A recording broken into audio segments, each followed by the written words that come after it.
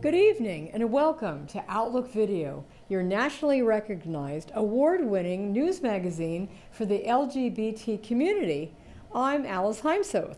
This month's show is our annual World AIDS Day edition. And I'm Raymond Donald Hong. We dedicate this show to all of those who we've loved and lost to AIDS. Sarah Lewis, Assistant County Health Officer, leads the STD and HIV Prevention and Treatment Program at the Santa Clara County Public Health Department, which strives to reduce HIV and other STDs through education, outreach, testing, and clinical services. Gabrielle Antalovich will have more details. Dr. Michael Harbour is the infectious disease specialist with the Ira Green Positive PACE Clinic at Santa Clara Valley Medical Center. He'll be talking with Tom Smith about the latest information about PrEP and current AIDS treatment. More on that later in the half hour. 30 years ago, a health center targeting the Asians and Pacific Islander community was created out of the response of the 1980s AIDS crisis. In 1996, it was named the API Wellness Center, and it provided health services focusing on Asian and Pacific Islander LGBT clients. This year, the organization was rebranded the San Francisco Community Health Center to fully encompass all of the programs and services they offer and reflect the entirety of who they serve. More details later in the program. But first, Sarah Lewis from the Santa Clara County Public Health Department. Welcome to the World AIDS Day edition of Outlook Video. I'm Gabrielle Antalovich, and I'm with someone really fantastic, Sarah Lewis, who's the Assistant Public Health Officer and the STD HIV Controller. And what a lot of people don't know is you're a medical doctor as well. That's right. And that makes you very rounded in this whole field. And one of the things about HIV I know you do is you connect with the nonprofit world, with the HIV Commission, and everybody and everything HIV and STD. And so what a lot of people have asked me and other people is that what does the county do? They know what the nonprofits do, but what does the county provide in terms of resources? That's an excellent question. One of the most important things we do is make sure that everyone in our county living with HIV has everything they need to thrive in terms of their health. So this isn't just guaranteeing that people have access to a medical doctor and to their medications without cost barriers getting in the way. But we know that it's hard to take a medication every day, and that's exactly what someone needs to live a long, healthy life with HIV. And as a doctor, you know that's the hardest thing to do. It is. It's much harder than it sounds. And so this requires everything from making sure somebody never misses an HIV doctor appointment because they aren't able to afford a bus pass, or make sure that people living with HIV have legal support and dental care and a case manager to help them navigate other tricky barriers they have getting in the way of their medical care or their ability to take their medications. So here at the Public Health Department, one of the things we do is work with those nonprofits that you described, our community partners, to make sure that they have the resources and funding they need to provide those wraparound services for our community members living with HIV. So how did the health department come to that point? Because I know it was not like that years ago. That's true. Well, we're both fortunate to be in a county where we have incredible amounts of support right here at home, and then also have support through state and federal funding, such as the Ryan White program, that help pay for those services that people living with HIV might need to access their medications and other health care needs. But it's also with the advice of groups like the HIV Commission, where we make sure that we have the voice of those community members and people living with HIV to make sure we're actually doing it well, to make sure we're actually listening to people living with HIV so that they're getting the care that they need. So what's happening with HIV testing? The county offers free HIV testing at our Crane Center site in San Jose, and we also have 3 days a week where we offer comprehensive sexual health services, STD testing and treatment and pre-exposure prophylaxis, or PrEP. So what are you most excited about that is really part of what you're involved with? I think one of the things I'm so excited about this year is about this time last year, the CDC announced that they had looked at every study, at hundreds of research studies, at thousands of patients, and anytime somebody living with HIV is able to take medicines until their viral load is undetectable, until we can't find the virus in their blood, they have essentially a 0 chance of transmitting HIV sexually. So is that the same as not having it anymore? It's not the same as not having HIV anymore, because if someone stops their medication, their virus will come back and the negative health effects will come back. But while they're on the medications, and we have so many medication options that we have ways around any problem with a medication, while people are on those medications, they can become undetectable and therefore untransmittable. And that's become a really powerful message, both for people living with HIV who understand that they're not just taking medications for their own health, but for the health of their loved ones. And it's an important message for people living without HIV who may be at risk to understand more about how to protect themselves from HIV. That's so far removed from what it was like in the 1990s, where, oh my goodness, and certainly the 1980s. So it's incredible what has happened in that forward push. So how do you reach people with that message? Because we are all probably still in the 90s mentality, especially us older people. You know what I mean? Right. We try to be creative in our texts for how to get these messages out for people. So it starts with working with our community partners to get messages to people directly. And we partner with all kinds of organizations that focus on youth and LGBT communities, communities of color. We also use social media, social marketing to reach people. And one of the really important things we do is what we call provider detailing, where we send out expert health educators to make sure doctors know the most recent information about HIV, how to treat it, how to diagnose it, and how to prevent it.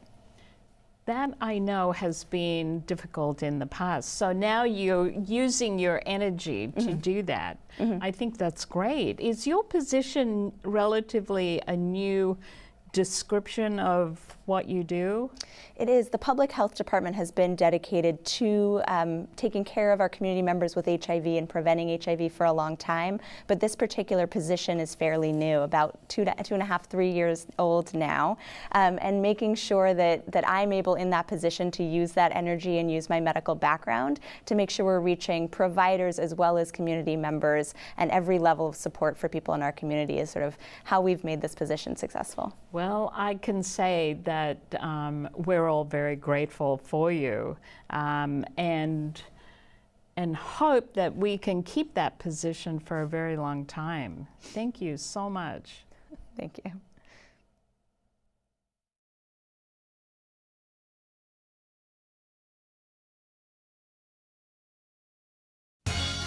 Hi, I'm Sam Sparrow, and you're watching Outlook Video. I'm pleased to welcome back Dr. Michael Harbour to Outlook Video. Dr. Harbour has an incredibly noteworthy career as a physician, lecturer, educator, and public health professional. For over 2 decades, he has been in the forefront of the fight against HIV/AIDS. He has been on the faculty of Harvard Medical School and Stanford School of Medicine. Most recently, he is the Chief Medical Officer of ConnectWell, a partnership with the University of California, Berkeley, and an attending physician with the PACE Clinic. When we want to know what's new in the fight against HIV/AIDS, Michael is our go-to guy. So Michael, thanks for coming back. Hi Tom, thanks for having me. It always feels like fall when I interview you because we do this every year around World AIDS Day for our December show. And what's always great is to kind of find out what's new and exciting and what you can tell us that's been happening in the fight against HIV/AIDS. You're right, December 1st is the world commemoration of AIDS Day. And we think about those who are living with HIV, those who have passed, and we look to the future for new treatments and hopefully a cure one day. Yeah, I want to talk about the past for a second. You started your career over 2 decades ago, and you started in Tanzania. So I know there's a story around that, but what I was most interested in is how did you come to be in Tanzania? And certainly there's been changes since then. Can you touch on that? So after I finished my medical training, I wanted to go to where people were suffering with HIV the greatest, where there was no very viable treatments, and I went to go work in Tanzania. And it was a much different disease even from what it was in the United States at that point. And coming back, there was just a blossoming of treatments, starting with protease inhibitors and the cocktail. And we've just had a slow, steady progression of better drugs that are more potent, easier to take. And it's been an amazing career I've had to be able to see this incredible difference. Transition over time. Yeah. Wow. So what did you take from that experience besides what you observed there? Well, the medicines work. We have great treatments and they're getting better all the time. And the hardest thing really is for a person to take them. They're available now. They are, you know, at least in this country, available to everyone. And the hardest thing is to get people in, to get them tested, get them on therapy, and they can have a life expectancy no different than somebody who's not infected with HIV. And what's happened since last year? Last year we talked a bit about PrEP, and we'll get to that. But what is interesting and new on the horizon? Because we're looking for those glimmers of hope and hopefully towards a cure. Sure. We've had new medicines approved over this past year. Some of the medicines are specifically for patients that have a lot of HIV resistance, so they've been positive for a while. Some of the medicines haven't worked, either because they failed or the patient took their original regimen incorrectly and they became resistant to the medicine. But new medicines are being approved. But we also have more convenient medicines where the entire cocktail is in one pill once a day. So it used to be 3 or more pills, and so now it's 2 or 3 one. pills now, or Okay. medications, all put in one pill. These are incredibly potent, well tolerated, and if taken properly, people do really well. So let's talk about PrEP, the pre-prophylactics.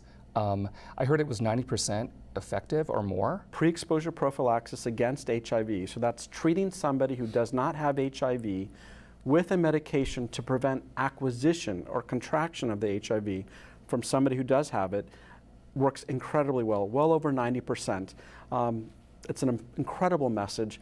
The only thing is that a patient needs to be compliant with that therapy on a daily basis. Are you finding that, it sounds to me like this, you're finding some people are not compliant with that? The hardest thing is if you're taking a medicine to prevent an illness, so you've had no symptoms, you don't have the illness, on good days you may just forget to take your medication. And PrEP doesn't work that way. It has to be taken with a commitment to prevent infection. Patients actually get tested for STDs and HIV before starting therapy. And if taken on a daily basis, they can pretty much assure themselves not getting HIV. Are you finding that it's pretty prevalent, that you're prescribing a lot of that? We are, and many patients are actually asking about it. And I can be on a plane or a train and people will say to me, hey, what's new about PrEP? Or I'm on PrEP. People aren't embarrassed to talk about it anymore, which is fantastic. Taking away that stigma, The stigma of the whole thing. is an important right. thing, yes. I recently saw that you did a TED Talk, and I wanted to talk to you not just about the experience of it, but the topic and how difficult that was. Yeah, so TED stands for Technology, Education, and Design, and I was able to, fortunate enough to get invited to give a TED Talk. And it centers around some of the work that I'm doing on health and wellness education with the company that I'm working for, Connect Well. It's a public-private partnership with the University of California at Berkeley to provide health and wellness education that's well vetted, accurate, kept up to date, because there's a lot of misinformation out there. Many people don't will look up medicines on the internet. And they think they're dying, right? Well, they can look up the wrong thing and think Right. that they're dying, misdiagnose themselves, or there's a lot of fake news out there about certain diseases, and you need to make sure you're getting your information from an accurate source. So I gave this talk on the work that we're doing, making sure that people have access to good quality medical information, no different than they have access to good quality doctors and medications. If you get misinformed, you can actually do yourself a disservice. And you gave an example of a woman who was pregnant. Yes, so this was a patient that I take care of at the PACE clinic. She came in pregnant, 16 weeks pregnant, having HIV. We put her on therapy. She did incredibly well. Her viral load went down to undetectable levels. Doesn't mean that you're cured of HIV, but that you are actually suppressing the virus, thereby reducing the transfer rate to the baby of less than 1%, almost non-existent. And then she read something on the internet saying, hey, taking medications when you're pregnant is bad for a baby. You shouldn't take any medications. So she, on her own, stopped all of her HIV medications and then came in to see me a couple months later and said, hey, I stopped all my medicines. I read that taking any medicines when you're pregnant is bad. And that was a mistake. And she was misinformed. She didn't have the right framework to understand that what she was reading wasn't for HIV patients. And so context is important. Having accurate information is important. And that's what my colleagues and I are trying to do through Connect Well. Great. Well, thank you. This has been a great conversation and a lot of good information. For those of you who want more information, look at your screen to find out more about the PACE Clinic and Dr. Michael Harbour. Thank you for being here again. We'll do it again next year. Absolutely. Thanks, Tom.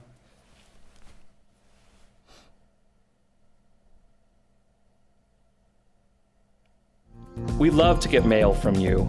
Email us at comments@outlookvideo.org. To contact us by phone, call 408-293-3040, extension 205. Visit our website at outlookvideo.org. Subscribe to our YouTube channel at youtube.com/outlookvideo. And connect with us at facebook.com/outlookvideo.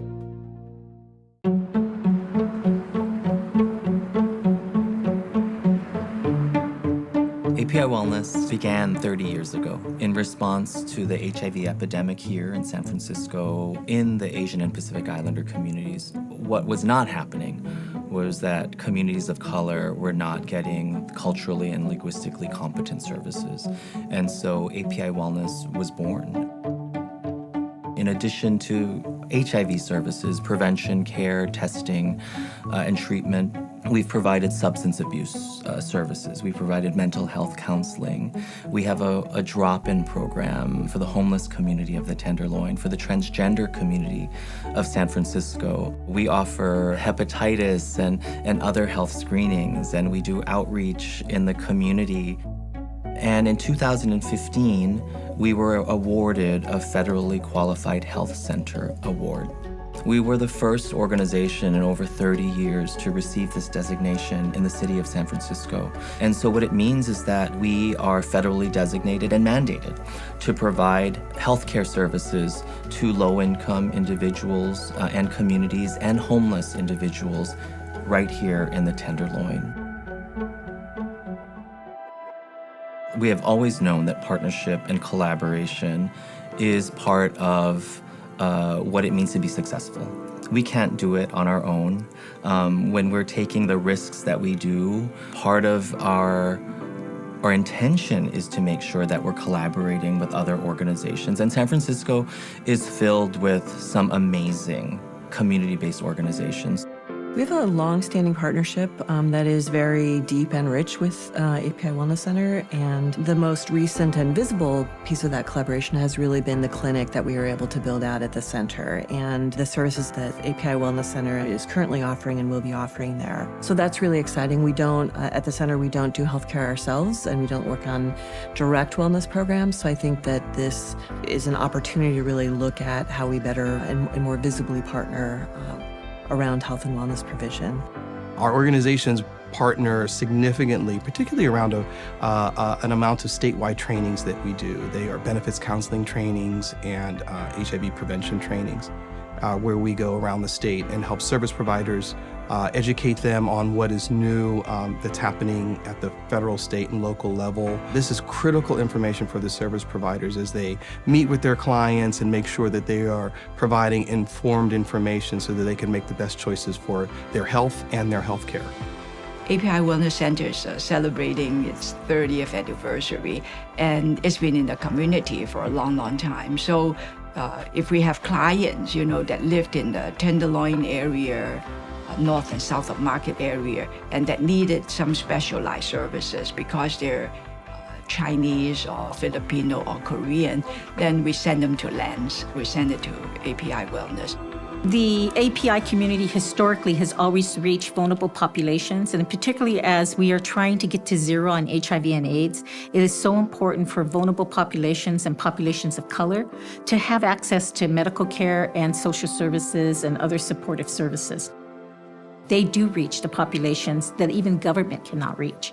And so that is why we support them, and also the fact that I believe the federal government recognized their role with the LGBT community and particularly the transgender community. What I love about API Wellness is that we have always taken risks.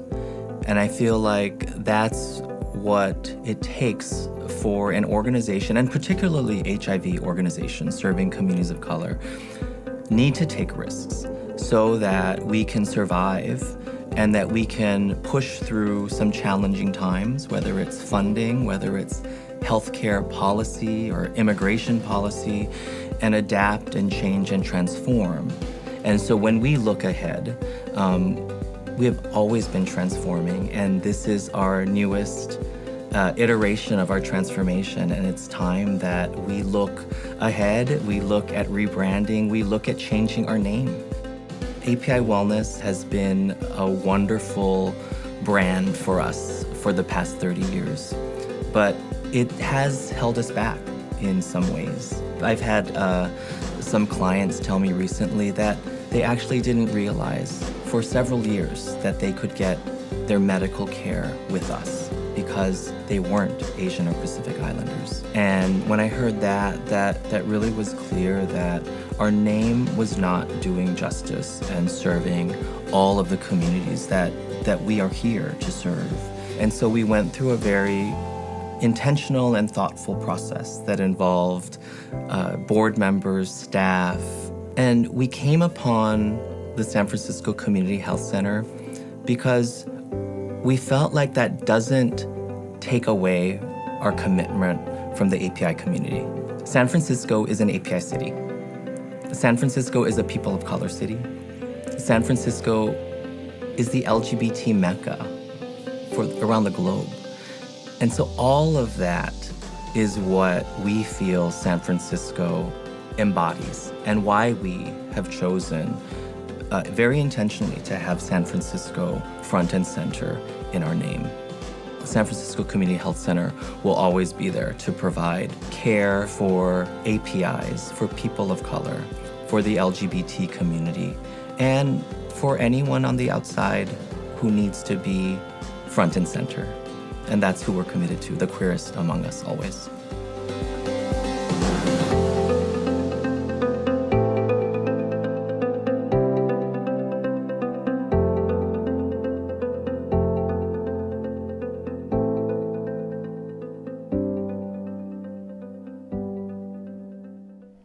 The days of AIDS ravaging the gay community seem like ancient history to our younger generation, but the virus is still prevalent and continues to affect many members of our community. We hope this month's show has brought you valuable information about HIV and AIDS. And you can watch extended versions of our segments and archive past programs on Outlook Video's YouTube channel at youtube.com/OutlookVideo. And be sure to click on the subscribe button to get updates. And friend us on Facebook at facebook.com/OutlookVideo. This program is made possible by the generous donations from viewers like you and talented volunteers behind the camera whose names we'll see as we close. We close this month's program with interviews from this year's Post Street Jubilee night event for HIV/AIDS awareness. From all of us here at Outlook Video, thank you for watching, and we'll see you next year. Bye. Bye. We're here with Ashley from the Bill Wilson Center, and she has quite a display of different items here. Tell us a little bit about what you've got going there. Well, first, we have the great and wonderful jock strap, because you never know when you might need this when you're out and about, but specifically, we are focused on the PrEP campaign to make sure that everybody's aware that there is a medication you can take once a day to prevent HIV. Now, this may call me stupid, but I wasn't even aware of this. You know, a lot of people aren't aware of it. And so one of our focus in Santa Clara County as far as public health is to get that information out there specifically so that we can let people know that there is a medication. You can take it every day, make sure you don't get HIV. Or if your partner has HIV, you can take it in order to not get it. But we still want you to use all the condoms, yes, because there are other STDs. Yes, that's true. I was going to mention that there are other diseases which can be transmitted sexually as well, and we want to be able to prevent catching those also. Yes. Now, the Bill Wilson Center, however, covers many different kinds of healthcare wellness. Correct? Yes, we do. Our mission is to end homelessness in Santa Clara County, specifically for youth, and so we work with our youth from everything from 10 years old up to 25 years old. Offering therapy services, helping with foster care, kind of transitional youth housing as well, really focusing on trying to get them back into their homes and offering those therapeutic services, but sometimes, unfortunately, that's not an option, and so we have a homeless shelter and we have other programs to get them into a safe home. Okay. And, is the Bill Wilson Center open 7 days a week? Yes, we are. We have a drop-in center off of 2nd Street, 691 2nd Street, and that's open 24 hours a day. We have food and showers and clothing for the youth, along with case managers on site to help with crisis and intervention. Very good. Excellent. Well, thank you for having those services for our community. Yeah. All these things are needed for the wellness of our community. Thank you so much. You're very welcome. Gabriela Antolovich, who is Outlook Video's own. But not only is she Outlook Video, she's also Billy DeFrank's own. Yes! Who is represented here tonight with this lovely booth and all this information. Tell us what's going on tonight and what is it that...